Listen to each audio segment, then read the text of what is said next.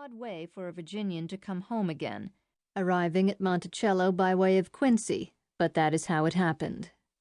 Adams had a truly special relationship with Jefferson that developed out of their common cause against English imperial rule and their different roots in the regional cultures of New England and Virginia. As a result, Adams admired, even loved Jefferson.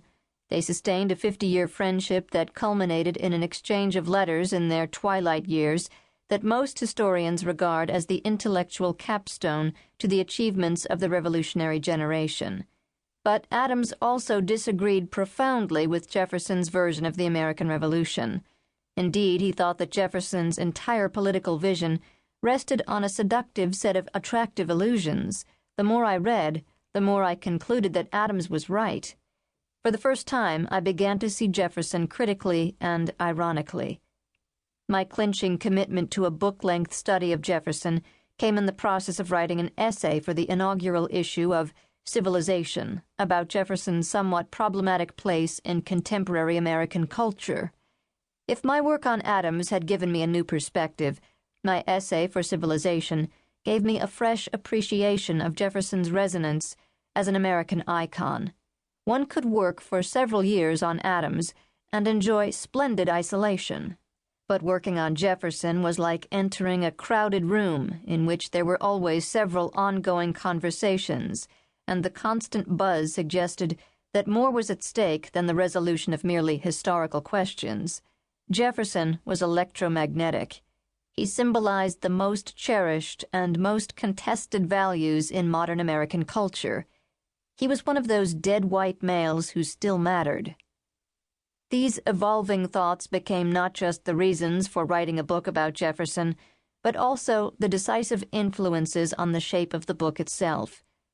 The vast literature on Jefferson has a decidedly hyperbolic character, as if one had to declare one's allegiance at the start for or against the godlike version of Jefferson depicted in Jean-Antoine Udo's marble bust or at least Rembrandt Peale's saintly portrait. This over-dramatized atmosphere actually reproduces the polarized and highly politicized climate of opinion in Jefferson's own lifetime, when you were either with him or against him, loved him or hated him. True enough, most biographers take the sides of their subjects. But in Jefferson's case, the sides are more sharply drawn, and the choice is less negotiable. It seems impossible to steer an honorable course between idolatry and evisceration.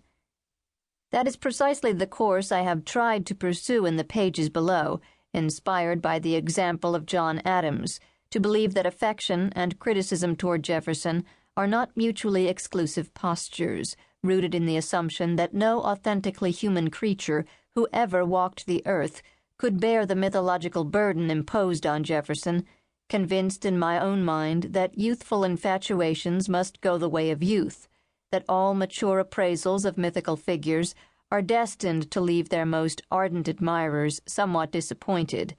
The best and the worst of American history are inextricably tangled together in Jefferson, and anyone who confines his search to one side of the moral equation is destined to miss a significant portion of the story. My approach is selective.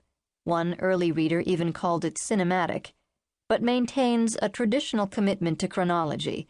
Another full-scale, multi-volume narrative of Jefferson's life and times is clearly unnecessary. My goal is to catch Jefferson at propitious moments in his life, to zoom in on his thoughts and actions during those extended moments, to focus on the values and convictions that reveal themselves in these specific historical contexts, all the while providing the reader with sufficient background on what has transpired between sightings to follow the outline of Jefferson's life from birth to death. This approach requires that choices be made all up and down the line, and I can only concur with the inevitable critics who conclude that the crucial years as Secretary of State or the exasperating experience of his second term as president cry out for fuller treatment. My only defense is to cite the extensive scholarship that already exists. To reaffirm my belief that Jefferson's story needs to fit between two covers and to admit my self-protective desire to avoid the fate of so many predecessors, a free fall into the Jeffersonian